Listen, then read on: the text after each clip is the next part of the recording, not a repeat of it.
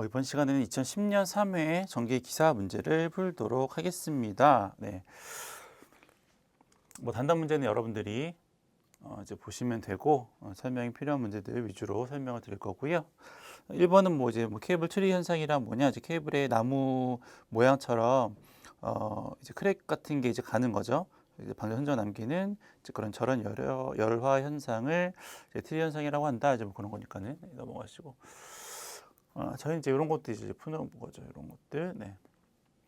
문제에서 이제 가하고 나 부분에 대한 전선수가 이제 얼마냐라고 했는데, 그럼 실제로 얘가 이제 어떻게 회로가 구성이 되는가에 대한 거를 좀 보고 이제 저기에다가 이제 몇 가닥인지 이제 확인을 해야 되는 건데, 여기 보면 이게 이렇게 3 써 있고 4 써 있고 3 써 있는데, 이게 이제 3로 스위치, 4로 스위치를 이제 의미를 하는 거죠. 만약 이게 P가 써 있으면은 3극 이렇게 되는 건데, 그냥 3, 4 이렇게 써 있는 거는 이제 3로 스위치하고 4로 스위치를 의미한다. 그러면 조명기구는 하나인데 3로 스위치 2개랑 4로 스위치 하나를 사용하는 경우에 우리가 보통 이렇게 된 것을 기억하실지 모르겠는데, 3계소에서 전등을 껐다 켰다 할 수 있는 이런 거죠. 그래서 여기가 3로 스위치 하나, 2개가 들어가는 거고, 그렇죠? 3로 스위치 2개가 들어가는 거고, 여기 4로 스위치 하나가 있는 거고. 이러면 요 세 부분에서 요 그 램프를 껐다 켰다 할 수 있다, 이제 그런 거죠. 그래서 이게 이제 그 내용이라고 보시면 돼요. 그래서 여기서 이제 3로 스위치 갔다가 4로 스위치 갔다가 3로 스위치로 가면 되는 거고요. 그럼 이제 여기 3로 스위치 이렇게 있고, 여기 4로 스위치가 이렇게 있는 거고, 이렇게 있는 거고, 여기 또 이제 3로 스위치가 이렇게 있는 거죠. 이런 이제 모양이라고 보시면 돼요. 그래서 전원에서 3로 스위치로 갔다가, 그렇죠? 이게 되는 거죠. 전원에서 3로 스위치 이렇게 갔다가, 그러면 걔가 이제 4로 스위치로 이제 2가닥이 가는 거죠. 이렇게 4로 스위치 2가닥 가고, 다시 4로에서 3로 스위치로 이제 2가닥이 갑니다. 그래서 이렇게 해서 밑으로 가는 게 낫겠죠?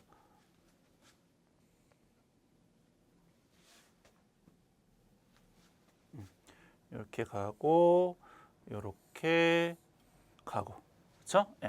그런 다음에 이제 마지막으로 요 3로 스위치 하나 있는 부분에서 램프 연결해가지고 램프에서 전원 쪽으로 빠져나가면 되는 거잖아요. 여기서 램프 쪽 연결하고 램프에서 전원 쪽으로 빠져나가고, 이렇게 이제 되는 거죠. 그래서 요 모양을 아시면 쟤를 이제 그림 그리기가 어렵지 않고요. 여기 2가닥이고, 여기도 2가닥, 여기는 3가닥, 이렇게 되는 거죠.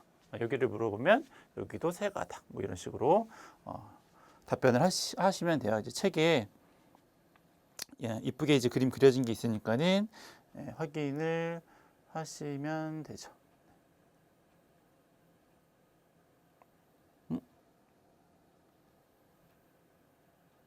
아이고, 네.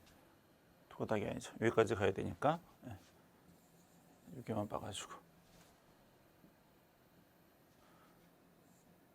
여기가 다 이제 여기 가는 거죠. 이렇게죠. 그래서 가는 4가닥이고 나는 3가닥이고, 그렇죠? 그래서 이렇게 하는 거다. 3가닥, 2가닥 해가지고 이제 그림 요렇게 요것만 가지고 이제 요거 이제 완성하시는 것만 한번 연습해 보시면 돼요. 요거는 이제 요거 아니더라도 그 3계소의 점등을 전멸할 수 있도록 구성하십시오라고 하는 이제 문제들도 종종 나오니까 요 기본적인 패턴은 꼭 암기를 좀 해두시면 좋을 것 같아요. 3번. 예비 전원 설비로 이제 발전기를 설계하는 경우에 어쩌고 저쩌고 쭉 나오고 이제 1, 2, 3번이 나오죠. 그래서 1번, 2번, 3번 중에서 1, 2번을 하면 이제 3번은 자동적으로 따라오는 거고, 1번에서 구한 것과 2번에서 구한 것 중에 큰 발전기 용량을 이제 정하시면 되는 거니까 3번이 이제 내용이 그거고요.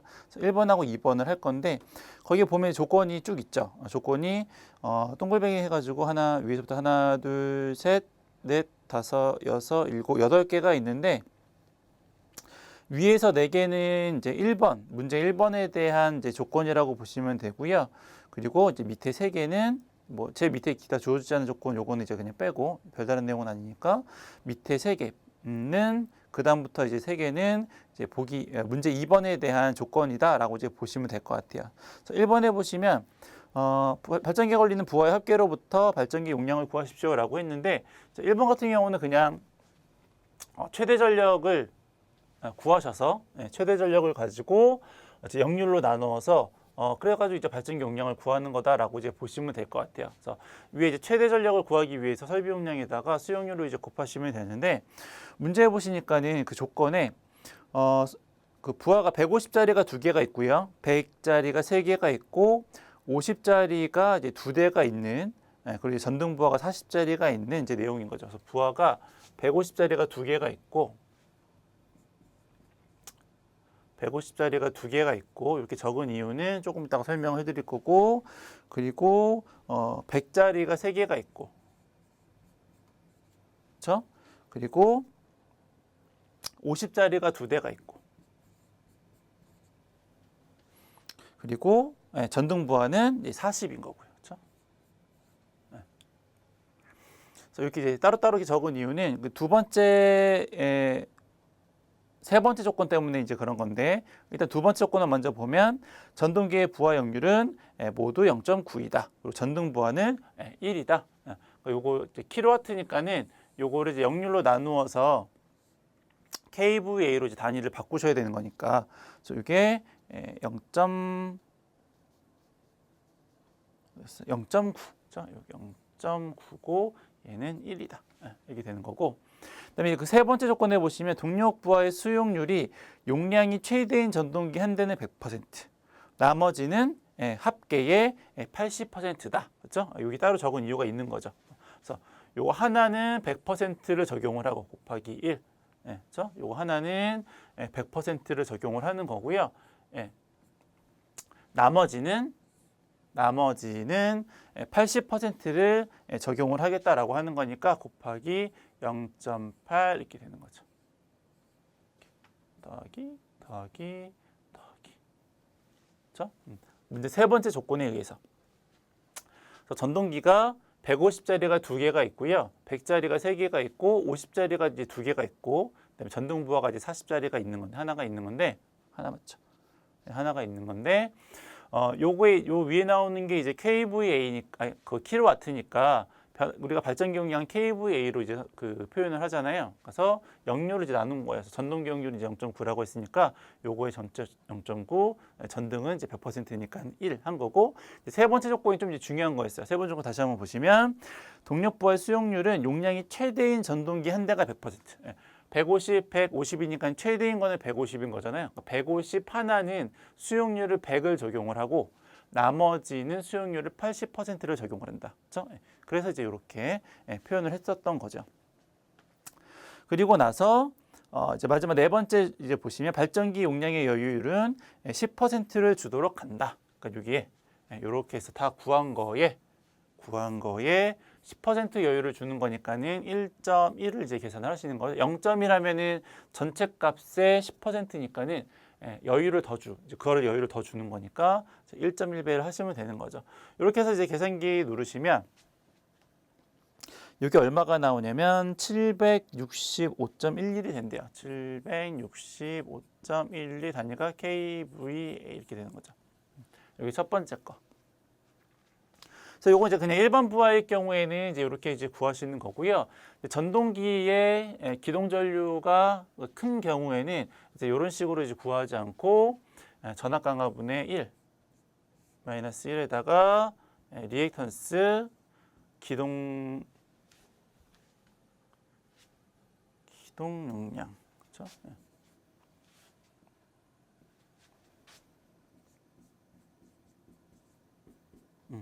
해서 구하는 거죠. 요건 이제 그냥 일반 부하인 경우 이제 이렇게 하는 거고, 기동 전류가 큰 이제 전동기의 경우에는 이제 이렇게 이제 구해서 그 둘 중에 이제 용량이 큰 걸로 발전기를 선정을 하시는 건데,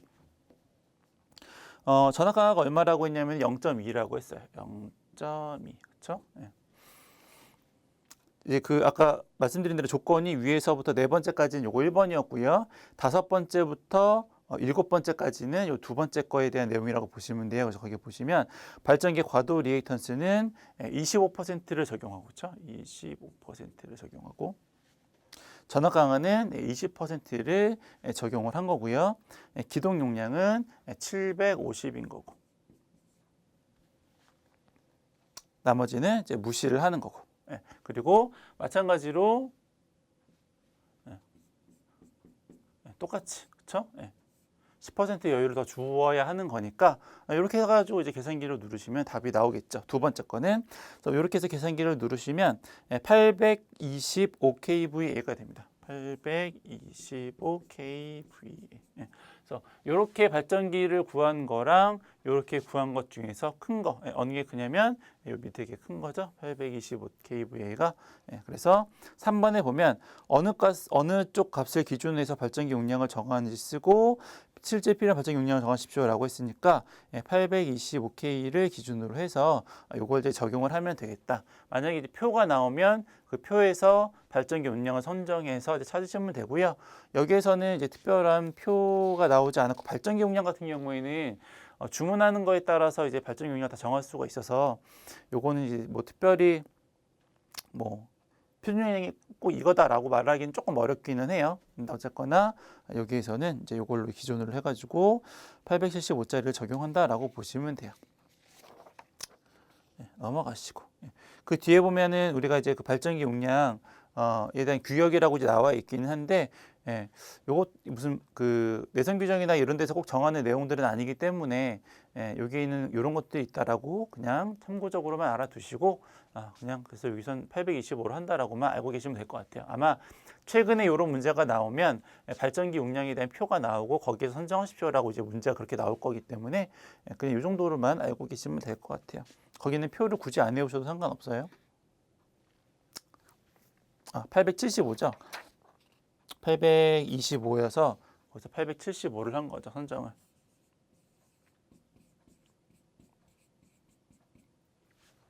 근데 아까 말씀드린 대로 이게 뭐 꼭 외워야 되는 값은 아니고요. 문제에서 아마 보통 이제 이렇게 나오면 표가 주어질 거기 때문에 그걸 갖고 선정을 한다. 이 표를 굳이 꼭 외워야 되는 건 아니다라고 생각을 하시고 그냥 그 대신에 이렇게 이제 문제가 이미 한번 나온 거는 이제 표준 값을 암기를 좀 해두셔도 좋겠다. 그 정도로 해주시면 될 것 같아요. 넘어가시고 4번 문제는 뭐 회로간 하면 되고 고열 뭐 이런 거 쓰고 5번 그림이 있었네요. 여기 보시면 머레이루프법에 의해서 이렇게 이제 그 고전 지점을 이제 찾고자 한다라고 했을 경우에 고전 지점가요 요 x가 이제 얼마일까요를 이제 구하는 건데 휘스턴 브릿지를 이용해서 구하는 거죠. 휘스턴 브릿지는 뭐냐면 이렇게 해서 x자로 이렇게 이제 검유계가 있는 경우에 그렇죠? P가 있고 R이 있고 X하고 이제 Y라고 했을 경우에 그렇죠? 대각선으로 곱한 거 PR하고 XY가 같으면 검유계에는 전류가 흐르지 않는다. 이제 그걸 갖고 우리가 이 문제를 푸는 거죠. 그렇죠? 그래서 요거를 만약에 P라고 했고 Q라고 바꾸죠. Q라고 하고 여기를 이제 X라고 한번 해볼게요. 그러면 여기서부터 여기까지는 거리가 얼마가 되는 거냐면 얘가 한쪽이 4km니까 여기서부터 여기까지 왕복이니까 왕복의 경우는 전체 8km가 되겠죠. 8km에서 여기가 x라고 있으니까는 x를 뺀 값 이렇게 되겠네요. 그랬을 경우에 대각선으로 곱하면 px, 그렇죠? px는 q의 8의 마이너스 이렇게 되는 거죠.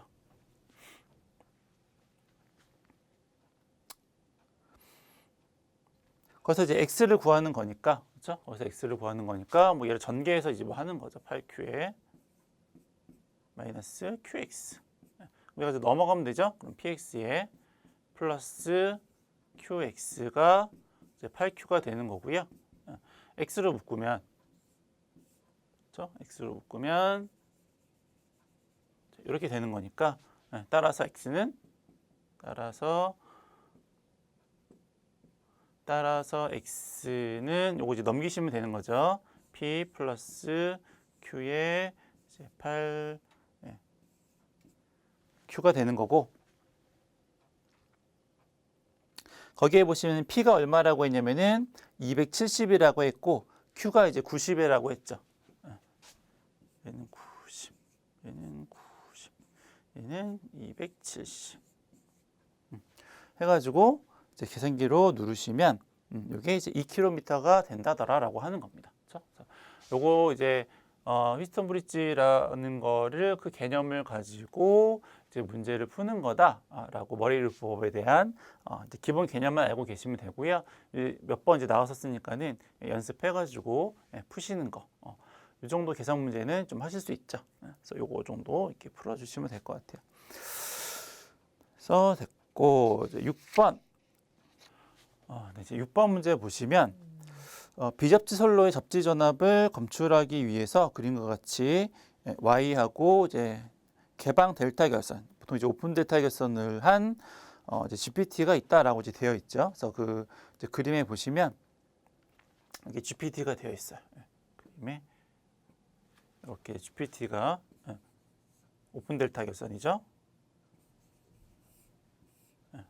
이렇게 되어 있고 여기에 이제 지락 계전기하고 이제 선택 지락 계전기가 있는 거고, 거기 저항은 이제 한류 저항기가 이제 달려 있는 거고, 그렇죠? 그래서 요렇게 된 게 이제 오픈 델타 결선인데, 어차피 요 GPT 같은 모양이 GPT가 1, 2차, 3차가 있는 경우가 있고 1차, 2차 이렇게 있는 경우도 있어요. 보통은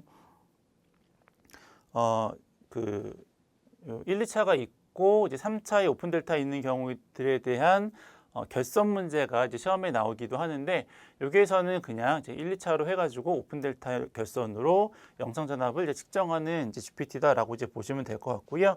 여기에서 이제 중요하게 보시는 거는 얘가 이제 건전상, 그러니까 고장이 나지 않는 때에는 요 한 상에 대한 전압이 110 나누기 이제 루트 3배다. 왜냐하면 2차측 선간 전압이 110V니까 원래 이제 그 PT 같은 경우에 2차 측이 이제 110이잖아요. 그래서 2차 측의 선간 전압이 얘는 이제 110이어서 요 한 상에는 이제 루트 3으로 나눈 이제 110V가 걸리는 거고, 여기에 이제 영상 전압계가 있는 경우에는 요 영상 전압계의 건전상에는 전압이 이제 0V, 고장이 나지 않았을 때에는 이제 0V가 되는 거죠. 왜냐하면 각 상에 대한 전압이 이렇게, 그렇죠? 크기는 같고 이제 방향은 이제 반대가 되는 거니까 건전상, 그러니까 고장이 나지 않았을 경우에는 이제 0V가 되는 거죠. 그럼 만약 고장이 났다, 고장이 나게 되면 요 한 상에 대한 전압은 110V가 되는 거죠. 왜냐하면 우리가 비접지식에서 지락 사고가 발생했을 경우에 전위 상승이 이제 루트 3배만큼 되는 거기 때문에 여기 이제 곱하기 루트 3을 해가지고 이제 110V가 되는 거고, 그때에 요 영상 전압계는 얼마만큼이 측정이 되시는 거냐면 190V만큼이 측정이 되시는 거죠. 그렇죠? 그래서 뭐 요 정도에 대한 기본 개념을 가지고 이제 문제를 풀어볼게요. 자, 1번에 보시면 고장 시 완전 지락 시 2차 접지 표시 등 L1, L2, S에 대한 전멸 상태랑 밝기를 비교하십시오라고 했는데, A상에 고장이 났으니까는 A상과 연결된 L1은 소등이 되겠고, L2하고 L3는 루트 3배만큼 전위가 상승하니까 조금 더 밝아지겠죠. 그렇죠? 두 번째, 평상시 건전상의 대지 전위, 일선지락 사고 시 건전상의 대지 전위의 변화를 간단히 설명하면, 아까 이거 말한 거죠. 평상시에는 이제 루트 3분의 110이고, 지락 사고는 전위 상승이 이제 루트 3배가 되니까 110V가 된다. 한 상에 대한 전압이 이제 그렇다라고 하는 겁니다. 그리고 이제 GR, SGR에 대한 명칭은 뭐 지락 계전기하고 선택 지락 계전기, 뭐 지락 선택 계전기 이렇게 해서 보시면 될 것 같아요. GPT에 대한 문제가 계속 나오네요. 넘어가시고 7번.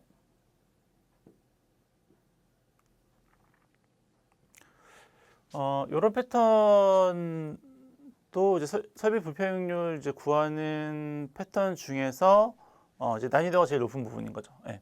여기 이제 고장이 난 보통은 이제 고장이 나지 않는 경우에 대한 이제 문제들이 많이 나오고, 요거는 이제 여기 이제 고장이 났을 때에 대한 이제 불평률도 이제 구하십시오라고 이제 문제가 되는 거예요. 7번 문제 보시면 1번에 저압선 3상 3선식 선로인 경우에는 설비 불평률은 30% 이하로 하시는 거죠. 그리고 두 번째, 그림의 설비 불평률이 몇 %인가? 단선이 아닌 경우에, 그렇죠? 3상 3선식 같은 경우에는 각 상에 걸리는 부하 중에서 제일 큰 놈 마이너스 작은 놈을 하시고, 그리고 분모에는 전체 부하의 3분의 1 해서 그 비를 가지고 이제 불평률을 구하는 거죠. 그래서 보시면 얘를 A, B, C라고 한번 해볼게요. 얘가 A고 얘가 B고 이제 C다라고 이제 가정을 했을 경우에 A, B 상에 걸리는 부하가 있겠죠. 요거 A, B 상에 걸리는 부하, A, B 상에 걸리는 부하, A, B 상에 걸리는 부하, 그렇죠? 예. B, C 상에 걸리는 부하도 있어요. 예. 요거 B, C 상에 걸리고, 요것도 B, C 상에 걸리고, 요것도 B, C 상에 걸리고. 그리고 마지막으로 CA에 걸리는 부하도 있죠. 이렇게 CA에 걸리고, CA에 걸리고. 자, 파란색하고 녹색하고 노란색 그 세 개 중에서 제일 큰 놈에서 제일 작은 부하를 찾아서 빼주시면 되는데, 요 이제 문제를 풀 때 항상 주의하실 점이 뭐냐면 여기에 전동기 부하를 좀 잘 보셔야 돼요. 전동기 부하. 역률이 1이다라고 하면 상관이 없지만 이게 이제 역률이 주어지는 경우에는 얘를 이제 역률로 나누어서 단위를 KVA로 바꾸신 다음에 그 다음에 부하 큰 놈에서 작은 쪽으로 작은 걸 빼셔야 돼요. 여기 보시면 문제를 보세요. 문제를 보면 첫 번째 줄 제일 끝에 전동기는 역률이 0.8이다라고 했죠. 이거 나누기 0.8을 해주셔야 돼요.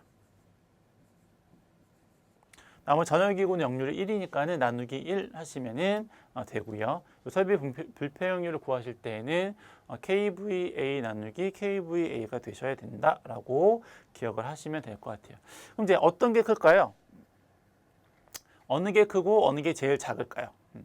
보니까 제일 작은 거는 노란색이 제일 작을 것 같아요. AC가. 그렇죠? 왜냐면 요거는 4잖아요. 4. 근데 초록색하고 파란색은 얘는 벌써 5고요. 요것도 4.5니까는 일단은 노란색이 제일 작습니다. 그렇죠? 노란색이 제일 작아요. 그래서 3 플러스 1이 제일 작겠네요. 3 플러스 1. 그럼 제일 큰 놈은 어떤 놈이냐면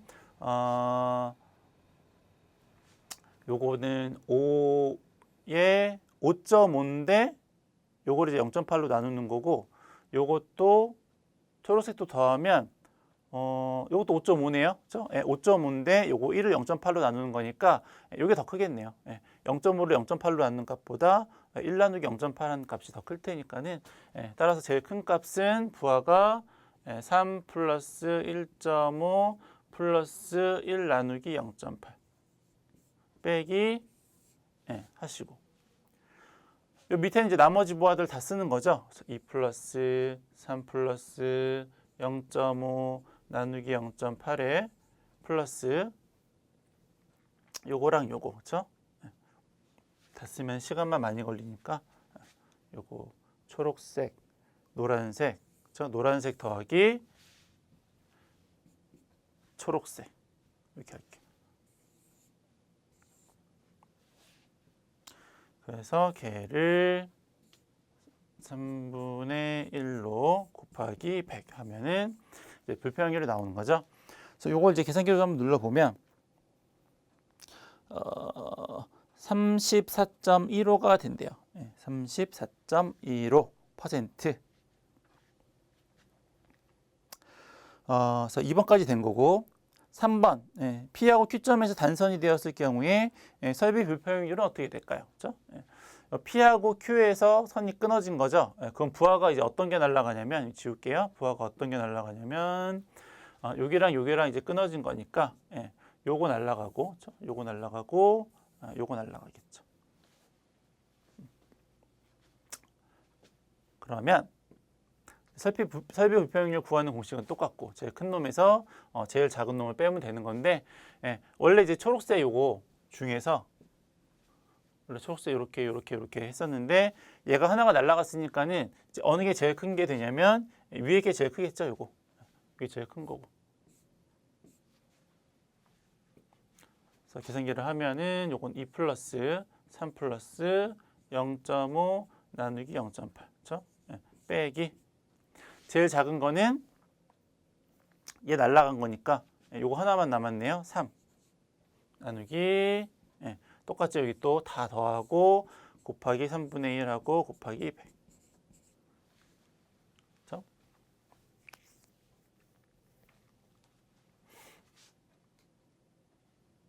해서 이제 뭐 이제 책에 있으니까는 그렇게 해서 계산을 하면은 이거는 60.09가 된다라고 이제 보시는 거죠. 그래서 이제 뭐 설비 불평률 구하는 문제는 그냥 이제 아까 이제 말씀드렸다시피 단상 걸리는 부하 중에서 제일 큰 놈에서 제일 작은 놈 빼고 밑에 있는 전체 부하를 이제 3분의 1로 곱해서 설비 불평률 구하시면 된다라고 하는 거니까 만약 이런 경우에 뭐 이렇게 문제가 나올 수도 있잖아요. 이렇게 해가지고 이렇게 해가지고 여기 이제 부하가 있을 수도 있는데 요 부하는 이 분자의 제일 큰 부하고 제일 작은 부하 빼는 거에는 이제 제외를 하는 거죠. 왜냐면 단상에 걸리는 부하 중에서 큰 놈에서 작은 놈을 빼는 거니까. 그렇게 이제 보시면 될 것 같고요. 그래서 뭐, 설비 불평률 문제 중에서 이제 난이도가 조금 있는 거. 단선이 돼서.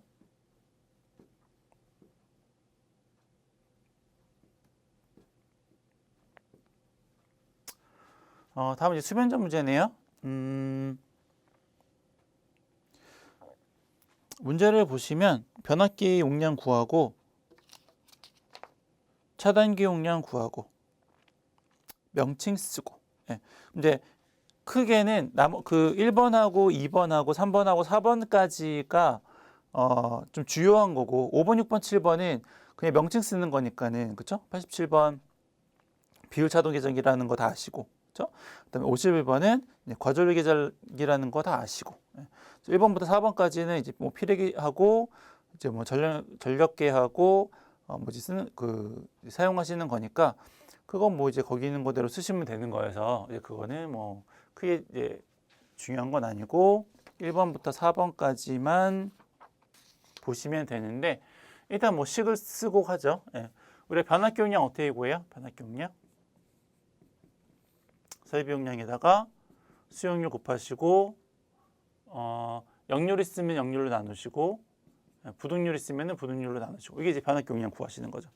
그래서 단위가 이제 kVA가 나오는 거고. 뭐 설비 용량에다 수용률 곱한 게 kVA면은 역률을 뭐 고려할 필요는 없는 거고. 부등률도 없으면은 뭐 고려할 필요 없는 거고. 그래서 차단기 용량 어떻게 구하죠? 차단기 용량. 차단기 용량은 PS를 이제 우리가 단락 용량이라고 했을 때에 퍼센트 임피던스 분의 100의 기준 용량 이렇게 구하는 거죠. 이거보다 큰 거를 차단기 용량으로 선정을 하는 거고 단위는 이제 메가볼트 암페어가 이제 주로 사용이 되는 거죠. 그래서 이 두 개의 식을 가지고 문제를 푼다라고 이제 보시면 될 것 같아요. 그래서 1번 문제를 보시면 다시 변압기 1, 2, 3에 대한 용량이 어떻게 될까요? 그렇죠? 변압기 1, 2, 3이 어디 있어요? 여기 있죠. 둘, 셋. 그렇죠? 요거에 대한 이제 변압기 용량을 구하라고 하는 거고요. 부하는 여기 안 나오고 이제 표에 나왔으니까는 표에 나와 있는 걸 가지고 요 위에 C에다가 대입을 해서 구한다라고 보시면 될 것 같아요. 그래서 1번 문제를 한번 풀어보죠. 1번 문제. 요거 차단기는 이따가 다시 한번 하고 요거는 다시 한번 하고 일단은 변압기 용량을 한번 구해보도록 하겠습니다. 그럼 TR1을 해보죠. TR1. 얘가 설비 용량이 얼마일까요? 위에 그 그림 바로 밑에 있죠. 설비 용량이 4000kW래요. 4000kW에다가 수용률이 얼마냐면은 80%죠. 0.8. 역률은 얼마냐면 문제 제일 첫 줄 마지막쯤에 있어요. 부하의 역률이 90%다. 역률 90%.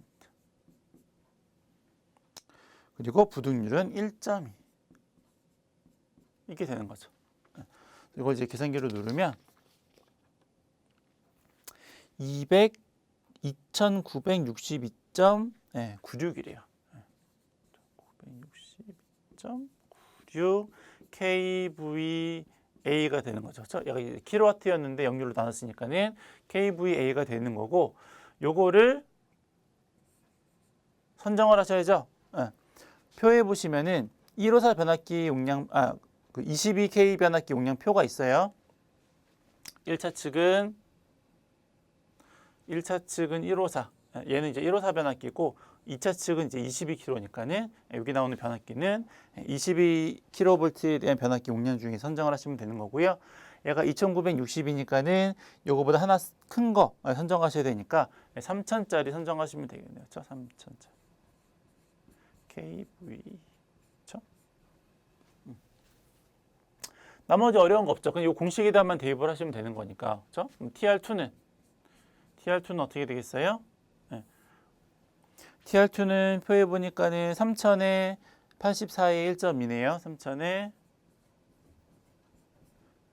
0.84에 역률은 똑같고 부등률도 똑같고. 그러면 요거는 계산기를 누르면 2333 이렇게 나온대요. 2333.33 kVA. 그렇죠? 그럼 얘도 이제 3000짜리가 되겠네요. kV 2500짜리가 있나? 없죠? 3000. 그리고 마지막으로 TR3도 마찬가지죠. TR3. TR3도 얘는 6000에 92네요. 6000에 0.92에 역률하고 부등률은 똑같아요. 1.2. 그렇죠? 요거 이제 계산기로 누르면 요거는 5111.11 kVA. 그러면 5000보다 큰 거니까는 용량표에서 찾으면은 이제 6000짜리를 선정을 하면 되겠다라고 하는 거죠. 각각의 변압기 용량을 구한 거죠. 여기 이제 1번. 그렇죠? 뭐 되게 복잡해 막 표 나오고 막 그림 막 이래가지고 되게 복잡해 보이는데 실제로는 그냥 요거 시기에다가 그냥 여기다가만 대입을 하는 거였어요. 그렇죠? 그래서 1번은 됐고, 그다음에 두 번째 STR의 변압기 용량이 얼마만큼이 될까요? 그렇죠? 요걸 물어본 거죠. 요거 STR. 그렇죠? 요거에 대한 변압기 용량이 어떻게 될까요? 어떻게 되냐면 여기에 나오는 설비 용량에다 어차피 설비 용량에다 수용료 곱해가지고 이제 이렇게 하는 거니까는 요 값에다가 역률하고 이제 부등률을 이제 계산을 하시면 되는데 이미 여기에 나오는 설비 용량에 대한 값을 여기 다 구했죠. 얼마였냐면 이게 두 번째인데 STR에 대한 거예요. 얼마였냐면 296 2.96 그리고 2333.33 그리고 5111.11. 그렇죠? 이게 설비용량에다 수용률 계산한 거고, 어차피 다 kVA니까는 역률을 또다시 고려할 필요는 없는 거고요. 부등률은 얼마냐면 요게 나오는 요 1.2는 요 수용가 하나에 대한 부등률이 이제 1.2라고 했던 거고요. 요 변압기에 대한 용량을 구하기 위해서는 요 변압기들 사이 간의 부등률이 얼마인지를 보셔야 되는 건데, 문제에 보시면 첫 번째 줄 거의 마지막에 보면 변압기 상호 부등률이 1.3이다 라고 했죠. 그러니까 요 상호간, 이 변압기 상호간 부등률이 얼마냐면 1.3이다 라고 하는 거니까 요게 나오는 요 설비용량에다 수용률 계산한 요 값을 1.3으로 나누면 그러면 저 STR에 대한 용량이 나오겠다라고 하는 겁니다. 그래서 이걸 이제 계산기로 누르면 얘를 계산기로 누르면 8005 정도가 나오고요.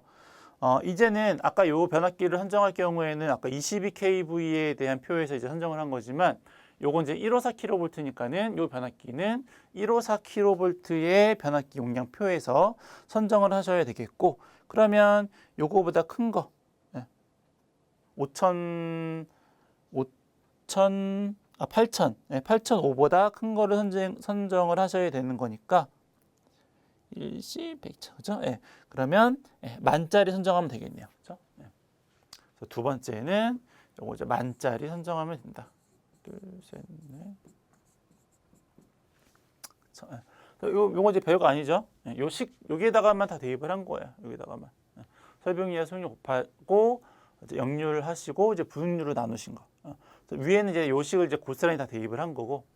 마지막에 STR은 설비용량에다 수익률 곱한 값들이 다 있는 거고, 그렇죠? KVA니까 다 있는 거고, 역률까지 다 이제 고려된 값인 거죠, 그렇죠? 킬로와트가 아니고 KVA니까 다 된 거고, 여기에다가 이제 그 부등률, 변압기 사이의 부등률만 따로 적용을 해가지고 구한 거죠, 그렇죠?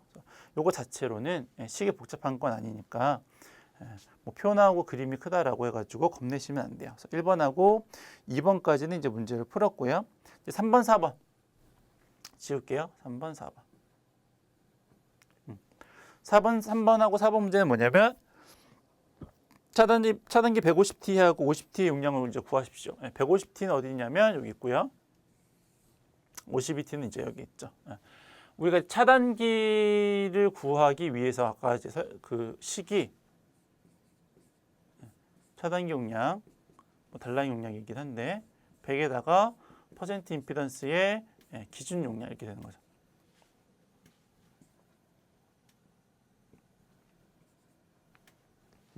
아니면 이제 뭐 전격 전압하고 차단기 전격 전류가 있으면 그러면 이제 뭐 삼성일 경우에 이제 루트 3에다가 차단기 전격 전압에다가 전격 전류 해가지고 좀 구할 수도 있는 거고, 그렇죠? 근데 얘는 이제 퍼센트 임피던스가 이제 문제에서 주어졌으니까 요거를 이제 대입을 해가지고 푸는 문제라고 보시면 돼요. 그래서 이 퍼센트 임피던스가 어디에 나와 있냐면 문제를 한번 보세요. ST의 그 그림은 해가지고 시작하는 그 이제 문제 보시면 두 번째 줄 제일 처음에 STR의 내부 임피던스는 4.6이래요. 요거가 4.6%예요. 퍼센트 임피던스가. 그리고 여기는 이제 10%, 요 변압기에 대한 임피던스는 이거 10%고, 그렇죠? 그리고 154 버스에 대한 내부 임피던스는 0.4다, 그렇죠? 요거 버스 임피던스는 0.4다 %.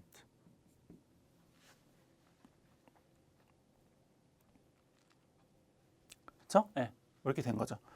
그래서 여기서 우리가 중요하게 또 보셔야 될 게 문제에서 보시면 내부 임피던스는 기준이 얼마라고 했냐면 10메가볼트 암페어 기준이다라는 말이 나오죠. 이 퍼센트 임피던스에서는 중요한 게 뭐냐면 기준값이 중요해요. 왜냐면 이 퍼센트 임피던스가 예를 들어서 얘는 10메가 기준인데 얘는 100메가 기준이다. 그러면 그거를 통일을 시켜줘서 똑같이 100메가로 맞추든지 10메가로 맞춰야지만 우리가 여식에다 이제 대입을 해가지고 구할 수가 있거든요. 그래서 여기서는 이제 얼마라고 했냐면 기준값이 10메가 기준이다. 그렇죠? 10메가 볼트 암페어 기준이다. 우리가 여기에서 요 변압기 용량도 얼마였냐면은 10,000 kVA였죠. 그러니까 10메가 볼트 암페어니까는 뭐 이제 그렇게 짜 맞춘 것 같아요. 따라서 이제 차단기 용량을 구할 건데 152T에 대한 차단기 용량은 식은 어차피 여기다 대입을 하시는 거고 여기에서 이제 차단을 시키는 거니까 이 위쪽에 있는 퍼센트 임피던스를 고려해서 차단기 용량을 구하는 거죠. 근데 버스 임피던스가 0.4라고 했으니까는 얘는 그냥 0.4에다가 100에다가 기준 용량 10메가볼트 암페어를 계산을 하면 차단량을 구할 수가 있어요. 내가 얼마냐면 2,500입니다. 2,500 메가볼트 암페어인데 이것도 표에서 찾으면은 거기 보면 154 kV에 대한 ABB 용량 표시가 나와 있죠. 요거보다 큰 거, 2,500보다 큰 거니까는 3,000짜리 이제 선정하시면 되겠네요. 그렇죠? 3,000 메가볼트 암페어 이렇게 선정하는 거고. 이제 요 52T, 요거는 이제 고장이 났을 때에는 요 전단의 퍼센트 임피던스를 이제 고려를 해가지고 차단기 용량을 이제 구하시는 거죠. 그러면 쟤는 여기가 0.4가 있고 여기 0.46이 있으니까는 퍼센트 임피던스가 0.4 플러스 4.6 분의 100에 마찬가지로 기준 용량은 10메가볼트 암페어. 그럼 요걸 이제 계산기로 누르면 요거는 200메가볼트 암페어가 되는 거네요.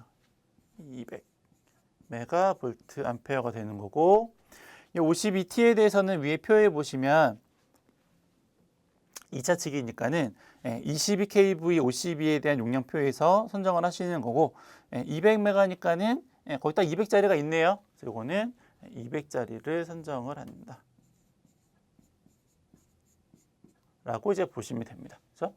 그래서 굉장히 좀 이제 복잡해 보이는 문제일 수도 있는데, 결과적으로는 이제 변압 용량 구하시는 거 그거씩 하나, 그렇죠? 여기에서도 차단 용량 구하는 이제 요거씩 하나, 이렇게만 이제 대입을 해가지고 푸는 거고, 전체적으로 얘가 이제 어떻게 구성이 되는구나라는 것만. 그래서 차단 용량 구하실 때 퍼센트 임피던스를 대입을 할 때 그 차단기 기준으로 그 위에 부분, 전원 측 부분에 대한 퍼센트 임피던스를 고려를 해가지고 차단을 하는 거구나. 그래서 얘는 0.4만 고려를 하고, 얘는 요 상단에 있는 게 버스에 대한 임피던스하고 변압기에 대한 임피던스가 있으니까 그 두 개를 합해서 차단기의 용량을 선정을 하는구나. 이제 그 정도까지만 알고 계시면 될 것 같아요. 그래서 연습해 두세요. 괜히 복잡해 보이는 문제. 그렇죠? 연습을 해 두시기 바랍니다. 나머지는 이제 아까 명칭이나 이런 것들은 이제 말씀을 드렸으니까 넘어가도록 하겠고요. 9번 전기 화재에 대한 발생 원인이 5가지 뭐 쓰시면 되고, 누전 뭐 이런 거. 10번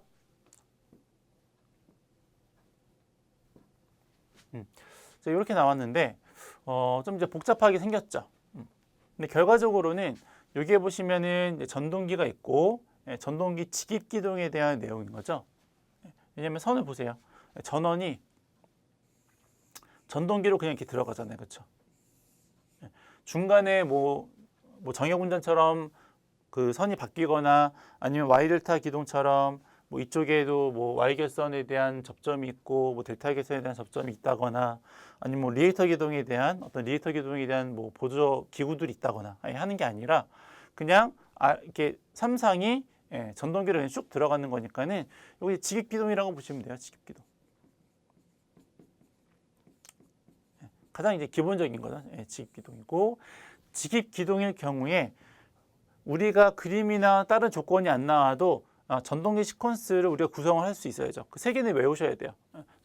전동기 직입 기동에 대한 시퀀스하고 정역 운전에 대한 시퀀스하고 Y델타에 대한 기본적인 시퀀스는 여러분들이 조건이 안 나와도 그림을 그릴 수 있어야 돼요. 어렵지 않으니까 연습을 꼭 해주시고. 직입 기동 같은 경우에 우리가 보통 시퀀스를 어떻게 그리냐면, 기동 버튼 있고, 자기 유지 버튼 있고, 정지 버튼 있고, 전동기 MC 있고, 그러니까 이거죠. MC, 푸시 버튼, PB0. 이게 직입 기동에 대한 가장 기본적인 내용이잖아요. 그래서 자기 유지가 되는. 그래서 내가 PB를 누르면 신호가 흘러서 MC가 여자가 되고, 그리고 붙으니까는 PB에서 손을 떼도 계속 유지가 되고, 정지시키고 싶으시면은 PB0 누르면 되고, 이게 이제 가장 기본적인 직입 기동에 대한 내용이고, 여기에 나오는 것도 그냥 이거랑 똑같다라고 보시면 돼요. 그렇죠? 여기 MC 있죠? MC 코일. 그렇죠? 걔가 얘예요. 뭐 저기 열동계전기 하나 있네요. 여기 열동계전기 그냥 하나 달면 되죠. 뭐 이렇게. 열동계전기. 여기서는 접점은 그렇게 표시 안 하죠. 접점은 그렇게 표시 안 하니까 죄송해요. 이거 지우고, 열동계전기는 보통 이제 여기다가 표시를 하죠. 이렇게. THR. 열동계전기. 그렇죠? 그리고 PB1, PB1, PB2. 여기까지 PB2라고 보시면 되죠. 2를 바꿀까요?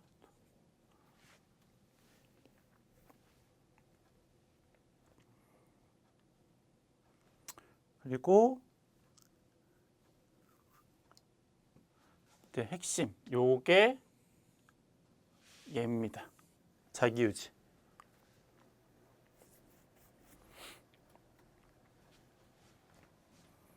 요게 이제 요거예요. 열동계전기 라고 보시면 돼요. 이렇게 쓸게요. 접점에 대한 내용이니까 그냥 이거예요. 그래서 요거를 이제 기본적으로 알고 있으면 저것도 여기다 끼워 맞출 수 있으니까 지깃기동이랑 정형운전하고 와이드타 기동 정도는 암기를 좀 해주시면 되겠고요. 다시 설명을 드릴게요. 이런 겁니다. 여기 보시면 이게 PB1이 있고 PB2가 있죠. 뭐 숫자가 중요하지는 않고 접점의 모양이 중요한 건데 요걸 이제 우리가 A 접점이라고 하는 거고 얘를 이제 B 접점이라고 하는 거잖아요. 그래서 A 접점은 평상시에는 오픈되어 있다가 개로가 되어 있다가 동작시키면 이제 단락이 되는. 그래서 보통 이제 이런 게 기동 스위치가 되는 거죠. 기동 스위치예요. 기동 스위치. 그러면 얘는 이제 무슨 스위치냐면 비접점은 평상시에는 접점이 붙어 있다가 동작을 시켰을 때에 오픈되는 개방이 되어지는 접점이니까 보통 이제 얘를 우리가 정지 버튼으로 사용을 하는 거죠. 그렇죠? 얘는 이제 뭐라고 말씀드렸냐면 얘는 열동계전기죠. 열동계전기. 열동계전기가 하는 역할은 과전류 같은 것들이 흘렀을 경우에 열이 발생해서 고장이 났네라는 걸 제가 체크를 해서 전동기를 정지시키는 역할을 이제 하는 거고요. 여기 MC가 있는 거고 MC 코일이 있는 거죠. 전류가 흘러서 MC 코일의 여자가 되면 요것들이 스위치가 탁 붙는 거예요. 자석처럼 되는 거니까. 그렇죠? 그렇다라고 이제 보시면 되는 거고.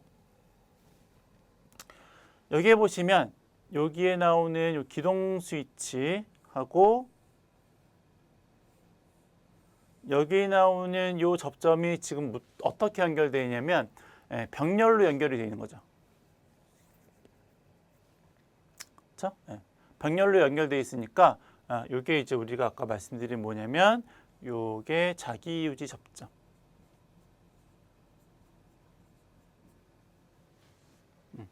요게 이제 자기유지 접점.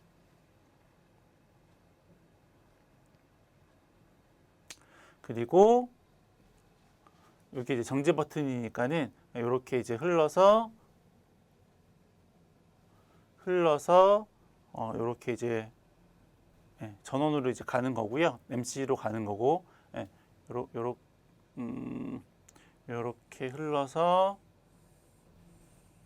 코일로 이렇게 가는 거죠. 가는 거고, 아까 말씀드린 대로 이게 이제 열동계전기 접점.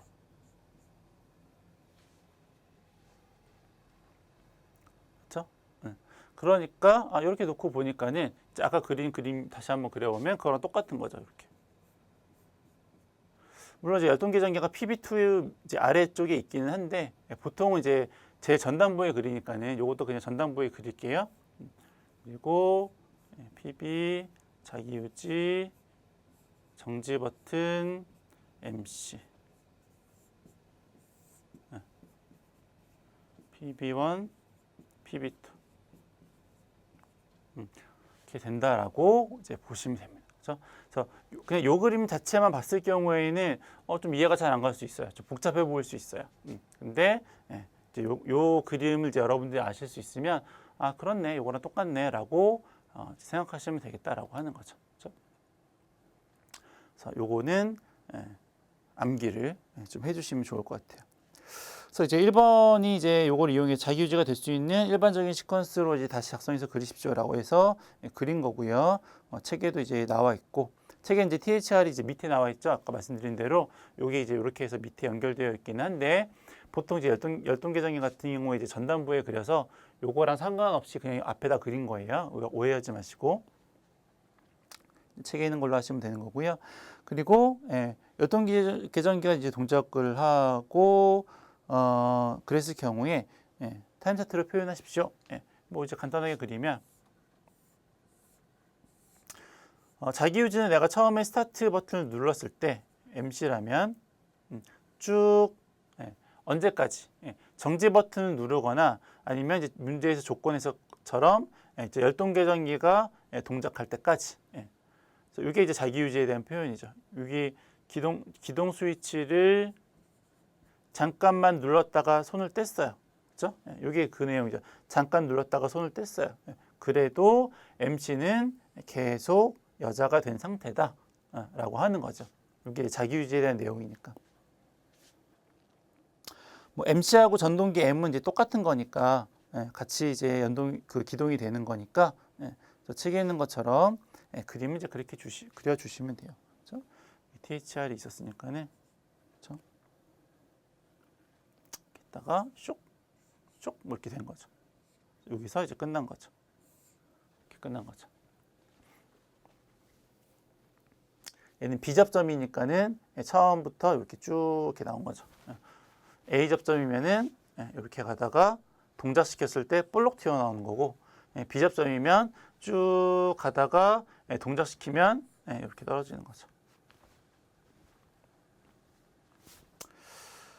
그래서 시퀀스는 이제 그렇게 보시면 되고, 11번.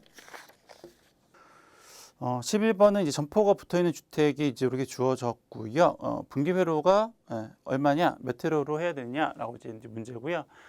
분기 회로수를 이제 구하시는 방법은 분기 회로를 구하는 방법은 전체 용량을 그렇죠? 한 회로 용량으로 나누시면 되는 거죠.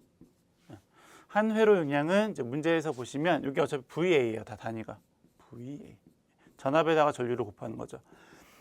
그래서 한 회로 용량도 전압에다가 전류를 곱하시면 되는데 사용 전압이 220이고요. 16A 분기 회로를 쓴다라고 했으니까는 한 회로 용량은 220 곱하기 16이 되는 거죠. 그렇죠?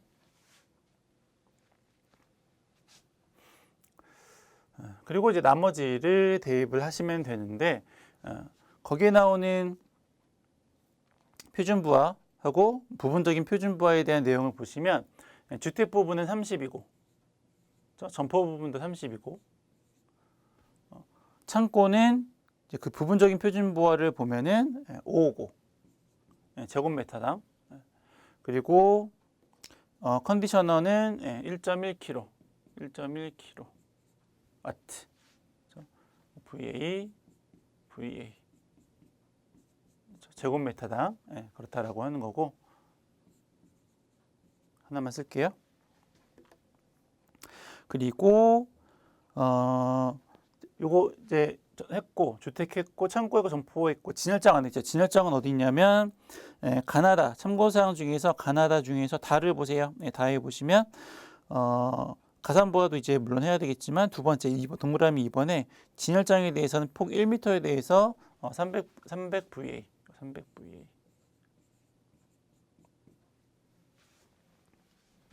해서 전체 용량 나누기 이제 하면 되는 거죠. 전체 용량을 이제 한번 구해보면 주택 부분은 얼마냐면은 15 곱하기 12 곱하기 30 주택 부분 점포 부분은 66이니까 12 곱하기 10 곱하기 30 그렇죠?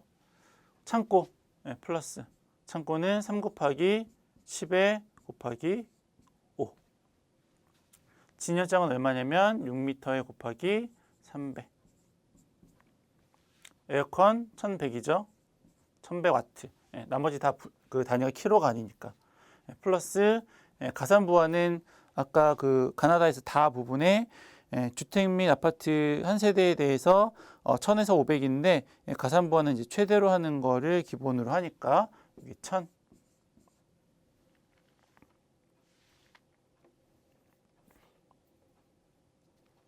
해서 이게 이제 총 용량이죠. 요걸 이제 여기다가 대입해서 나누면 이제 분기회로가 나오고요. 거기에다가 계산을 해봤더니 3.71이 나와서 요거 계산한 게 전체 계산한 게 3.71이 나오니까 뭐 회로가 소수점이 나올 수는 없으니까 무조건 절상하셔가지고 4회로 답은 16A짜리 4회로다. 이렇게 쓴 거고요. 보통 이제 요 그 룸에어컨 여기 이제 용량이 크면은 단독으로 이제 분리하기도 하는데, 예, 이제 그 기준이 되는 게 220에서 3kg가 기준. 3kg보다 넘으면은 이제 단독으로 하는데, 요거는 이제 1.1kg니까는 그냥 이제 일반 부하에 합해서 이제 분기 회로수를 이제 구한 거고요. 요번에 이제 새로 바뀌면서 요건 이제 기존에 나왔던 것들 표를 이제 그대로 사용을 해가지고 이제 이렇게 썼던 거고요. 요게 이제 요번에 KC 바뀌면서 주택 부분이 요게 용량이 40으로 바뀌었어요. 아파트하고 주택 부분이. 그래서 만약에 요걸 이제 새로운 규정에 맞춰서 이제 문제를 풀 거면 요거를 40으로 바꿔서 푸시면 돼요. 나머지 다 똑같고. 요것만 이제 달라요. 그럼 조금 이제 값이 달라지겠죠. 요 부분만 이렇게 하면 몇 회로가 나오냐면 5회로 나오세요. 4점 얼마 이렇게 나오거든요. 이 계산한 값이 4점 얼마 이렇게 나와서 5회로가 답이 되는데, 일단 지금은 아마 이제 그 요런 이제 문제가 나올 경우에 표준 부하에 대한 표가 이제 주어질 거니까, 그때 만약에 지금 그냥 똑같이 이 표가 주어지면 지금처럼 구하시면 되고, 아파트하고 주택 부분이 40VA로 주어지는 표가 주어지면 이제 그걸 계산하시면 되고, 그렇죠? 어차피 그냥 더해가지고 나누는 거니까 계산 자체가 어려운 건 아니고, 그렇죠? 그것만 조금 이제 염두에 두시면 될 것 같아요. 11번 일단 지금 주어진 문제 조건에 대해서는 그렇죠. 16A짜리 이제 5회로다라고 보시면 됩니다. 다음 문제 12번.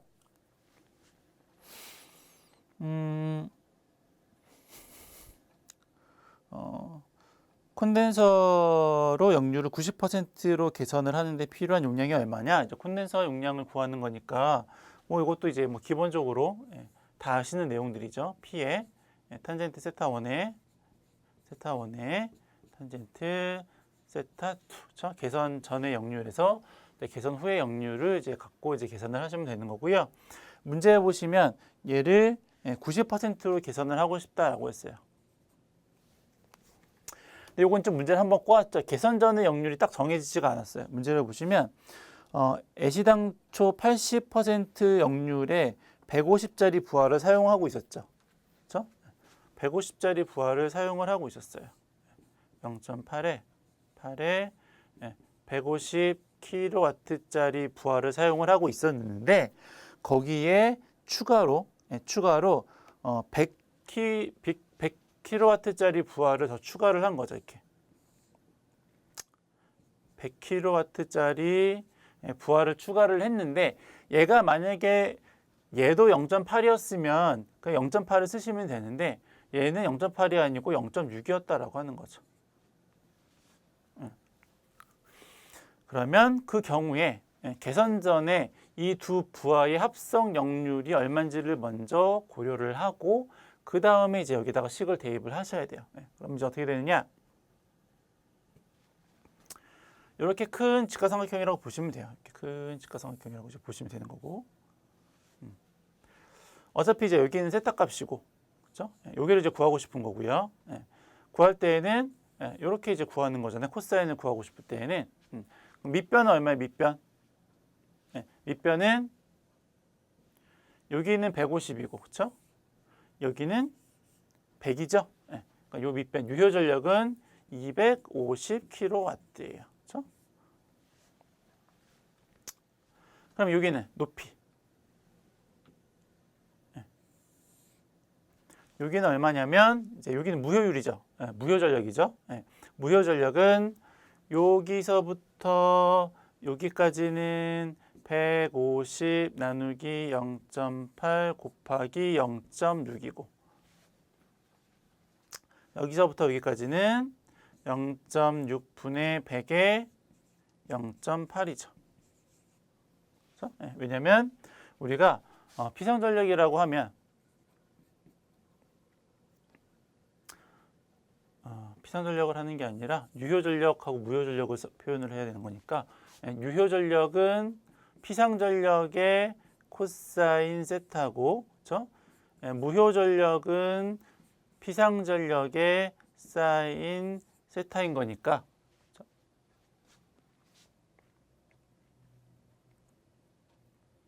그러면 피상전력에다가 사인을 곱한 게 무효전력인 거잖아요. 그렇죠? 예. 요게 피상전력인 거죠. 왜냐면 코사인을 넘기면 이렇게 되는 거죠. 그렇죠? 그래서 유효전력을 역률로 나누면 피상전력이 되는 거니까 얘가 150kW가 유효전력이었잖아요. 걔를 역률로 나누어서 피상으로 바꾸고 거기에다가 이제 사인을 곱한 거예요. 코사인이 0.8이면 사인이 0.6이고 코사인이 0.6이면 사인이 0.8이죠. 뭐 이 정도는 기본적으로 아셔야 되니까 여기까지 설명을 안 드릴 거고. 그래서 이제 요 값하고 요 값이 이제 나올 건데 이게 얼마냐면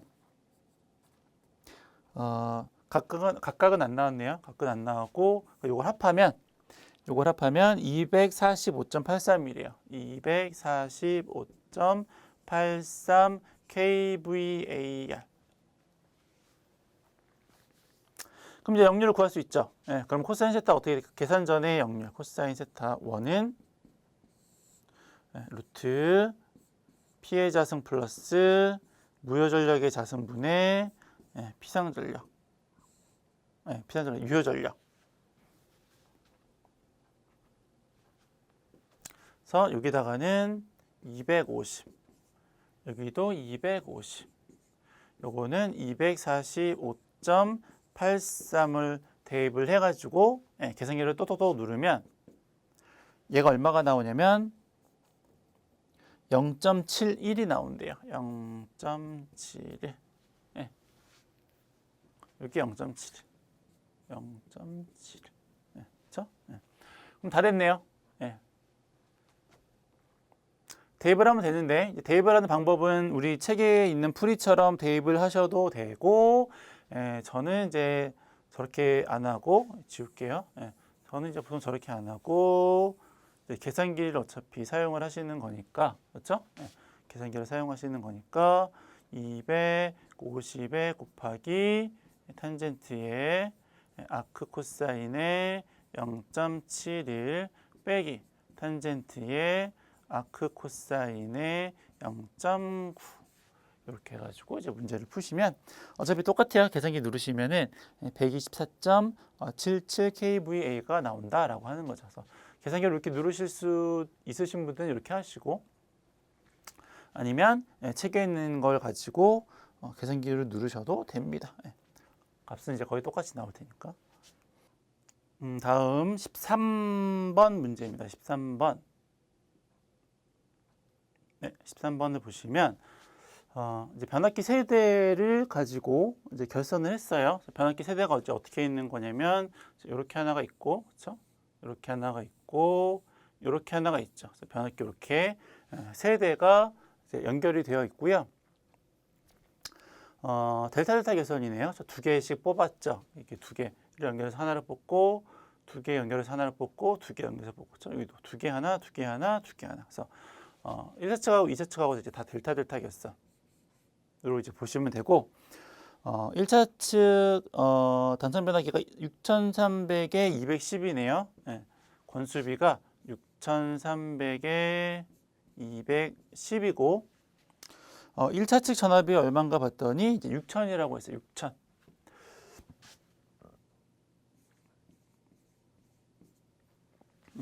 그럼 2차 측 전압은 우리가 어떻게 되냐면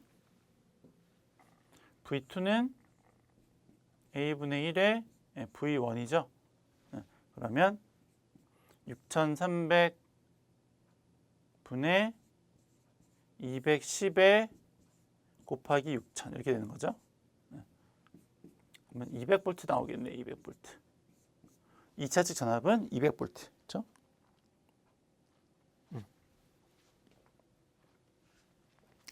자, 요런 이제 변압기가 있고 이 중 두 대의 변압기는 감극성이고 마지막에 연결된 거는 이제 가극성이다 라고 했을 때 전압기에는 이제 얼마만큼에 대한 전압이 이제 유도가 될까요? 라고 하는 거죠.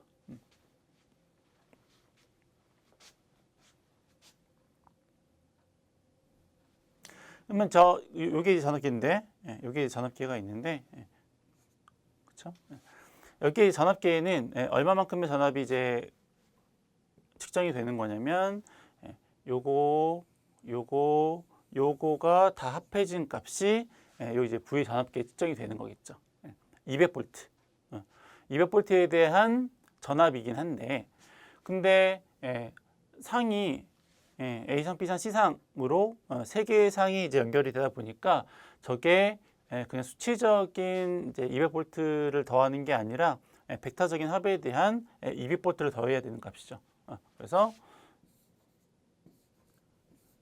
다 아시겠지만 얘가 뭐 A상, B상, C상이면은 A상보다 B상은 마이너스 120도 뒤지는 거고, 얘는 또 마이너스 120도 위상이 뒤지는 거고, 얘도 마이너스 120도 위상이 뒤지는 거죠. 그래서 뭐 이렇게 보면은 이제 120도가 되는 거지만, 그래서 저 세 개를 벡터적인 합에 의해서 이제 계산을 하다 보니까 얘를 기준으로 했을 경우에 200 플러스 200에 위상이 120도가 늦는 거고, 플러스 120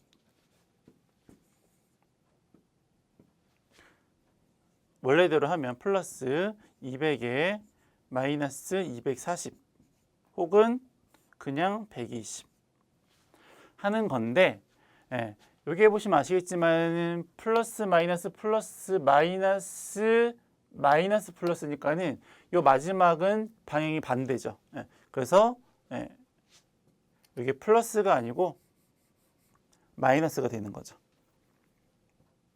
또 하나, 요거를 우리가 식으로는 어떻게 표현할 수 있어요? 마이너스 2분의 1 마이너스 j2의 2분의 루트 3. 그쵸? 요 120도는 마이너스 2분의 1에 플러스 j2의 2분의 루트 3. 회로 시간에 하셨죠? 지가상을 이렇게 그려가지고. 그래서 요걸 갖고 식을 다시 한번 풀어보면 뭐 이렇게 되겠네요. 요거에 대한 합은 200에 플러스 200에 가로에 마이너스 2분의 1 마이너스 j2의 2분의 루트 3에, 그렇죠? 마이너스 200에 마이너스 2분의 1 플러스 j2의 2분의 루트 3이 되는 거죠. 그러면 요거 하면은 마이너스 100이죠. 요거 하면은 플러스 100이죠. 요거하고 요거는 없어지는 거고, 얘가 일로 들어오면 마이너스 j의 300, 그렇죠? 얘가 일로 들어오면 요것도 이제 마이너스 j의 300이네요. 따라서 요거 식을 정리를 하면 이렇게 되겠네요. 200에다가 플러스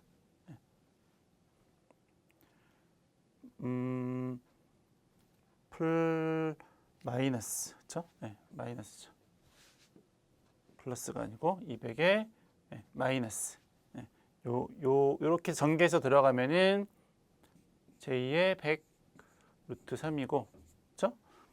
요것도 이렇게 들어가면은 마이너스 j의 100 루트 3이네요. 따라서 쓸게요. 따라서 요거는 이제 마이너스 200이니까는 200 마이너스 j의 200 루트 3. 문제에서는 이제 절대값을 물어보는 거니까 제곱 해가지고 이제 루트를 씌우시면 될 거고요. 그렇게 해서 루트를 씌우셔서 계산을 하면 400V가 됩니다. 전압계에는 이제 400V가 측정이 된다라고 하는 거죠. 그래서 이게 이제 극성이 바뀌어서 그래가지고 조금 이제 그냥 그 합한 것에 대한 전압이 아니고 하나는 이제 가극성에 대한 극성이 반대로 됐기 때문에 전압의 전원도 방향도 하나는 이제 반대로 되어서 계산을 이렇게 벡터적으로 해야 된다라고 기억을 하시면 될 것 같아요. 이것도 이제 뭐 한 번 나오고 그 다음으로는 거의 안 나왔었던 것 같아요. 근데 뭐 간간히 이제 벡터에 대한 개념들이 시험에 나오니까는 뭐 이 정도는 한번 연습을 해두셔도 괜찮을 것 같고요. 14번 수소의 시간당 3600 세제곱미터의 물 양수를 하는데 필요한 동력이 어떻게 될까요? 뭐 펌프 계속 나오는데 지금 저희 책에서는 이제 9.8로 했는데 뭐 저는 6.12로 한번 해볼까요? 이렇게 해도 상관없는 거니까. 이타 값은 효율은 얼마냐면은 0.8이고 이거는 0.8이고 양정 높이는 10m, 여유는 20% 여유를 주는 거니까는 1.2. 근데 요 Q, 이게 원래는 이제 분당인데 문제에서는 이제 3,600 세제곱미터 시간당이라고 했으니까 분당으로 바꿔야 되겠죠. 3,600을 분당으로 바꾸고 싶으면은 60으로 나누면 되겠죠. 그럼 시간이 이제 분으로 바뀌는 거니까. 해서 이제 계산기 누르면 아마 147 똑같이 나올 거예요. 그래서 뭐 9.8로 해가지고 뭐 얘를 이제 시간이니까 초로 바꾸기 위해서 3,600으로 하셔도 되고 책에 있는 풀이처럼 아니면 이제 분당으로 해가지고 이렇게 하셔도 되고 편하신 걸로 하시면 돼요. 15번. 15번은 적산전력계에 어떤 부하를 가할 때 원판의 회전수가 20이래요. 그 20바퀴를 도는데 40.3초가 걸렸다면 이 계기의 20A에 있어서의 오차가 2%다. 부하 전력이 얼마만큼이 될까요? 이 계기의 정수는 1000 레볼루션 킬로와트 아워. 그러니까는 회전이에요. 회전. 얘가 1000회전을 했을 때 시간에 1kW의 전력이다라고 하는 것을 의미를 하는 거예요. 좀 말이 좀 꼬였는데 얘가 1000바퀴가 돌면 1kW네라고 한다라고 하는 겁니다. 의미가 그렇다고 이제 보시면 돼요. 그래서 이제 문제에서는 부하 전력이 얼마냐? 오차가 2%, 퍼센트 오차인데 퍼센트 오차가 2%라고 했을 경우에 부하 전력이 얼마냐? 퍼센트 오차는 측정값 마이너스 참값, 요걸 이제 우리가 오차라고 하는 건데 참값 곱하기 100을 하면 이게 이제 퍼센트 오차, 그 단위가 이제 퍼센트인 오차다라고 이제 보시는 거예요. 자, 지금 우리가 문제에서 구하고 싶은 거는 이 참값이 얼마냐를 이제 물어보고 싶은 거고. 그럼 이 참값을 구하기 위해서는 측정값을 구해야 되겠죠. 이 측정값을 구하는 방법이 3600에 곱하기 회전수의 시간에 여기서 이제 요거 1000.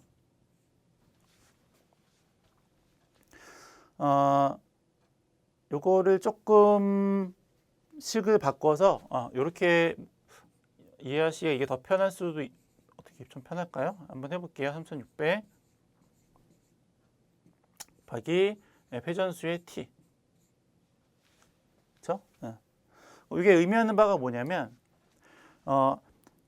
1시간에 1000바퀴를 돌면 1kW예요. 1시간에 1000바퀴를 돌면 1kW. 요 3600이 뭐냐면 이게 1시간이에요. 1시간에 몇 바퀴를 돌았습니까? 라는 의미예요. 뒤에가. 이게 20회죠. 이게 20회에 대해서 이게 20회에 대해서 시간이 40.3초가 걸렸다라고 했잖아요. 그러니까 이게 1초당 몇 바퀴를 돌았다라고 하는 의미예요. 그래서 원래 1초에 1000바퀴를 1시간을 돌았을 때가 1kW잖아요. 그럼 이것도 1시간이고 요 1시간 동안 몇 바퀴를 돌았느냐라고 하는 거에 대한 개념이라고 보시면 되세요. 그래서 그거랑 이제 비교를 하는 거죠.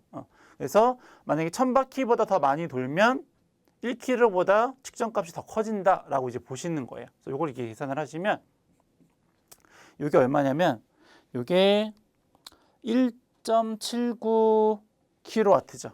1.79 kW. 그러니까 1000바퀴보다 조금 더 도는 거예요. 위에가.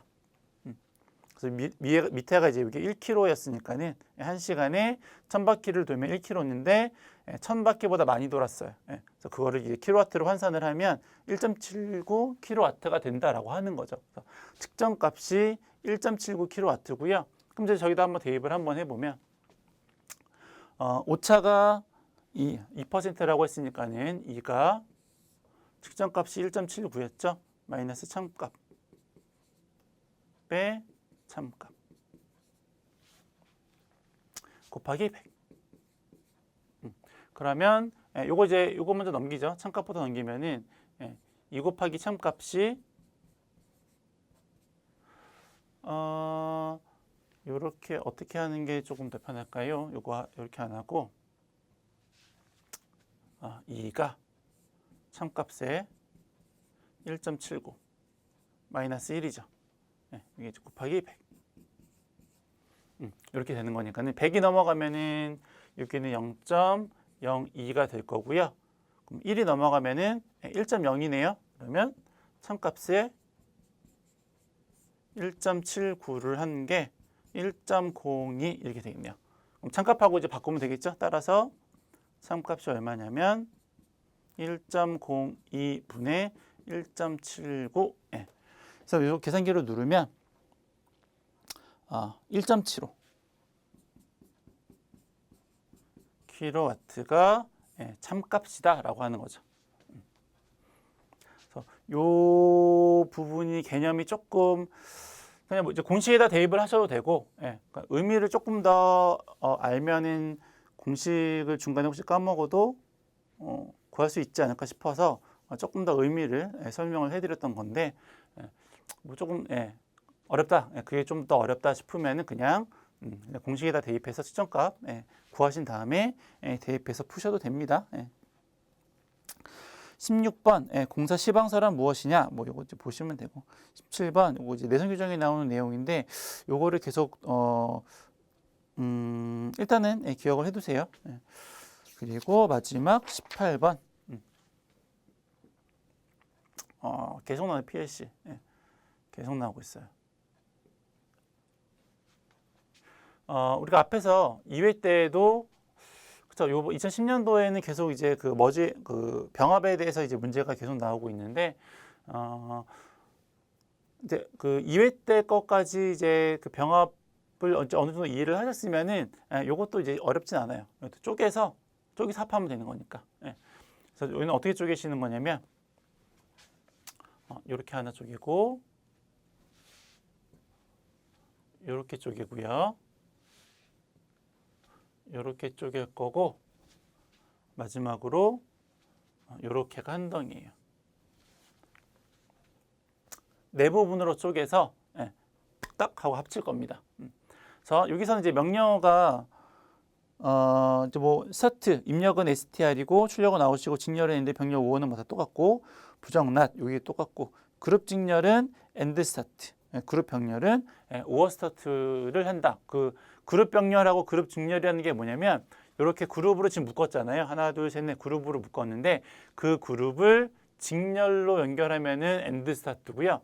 병렬로 연결하면은 이제 오어 스타트가 된다라고 이제 개념을 잡고 넘어가시면 될 것 같아요. 문제 풀어보면 이제 저렇게 쪼개는 것만 아시면 이제 여기 이제 명령어 쓰는 거랑은 이제 크게 어렵지 않죠.